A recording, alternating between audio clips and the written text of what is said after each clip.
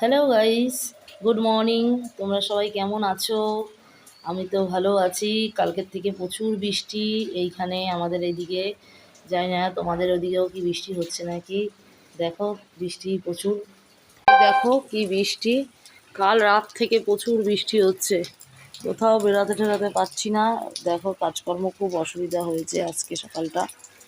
এই যে এই যে তাই আজকে খিচুড়ি করা হবে। এই বৃষ্টিতে বাজার নেই ঘরে কিছু, তাই জন্য আজকে খিচুড়ি করব। চলো আমিও রান্নাঘরে যাই, তোমরা আমার সাথে থাকো, দেখতে থাকো।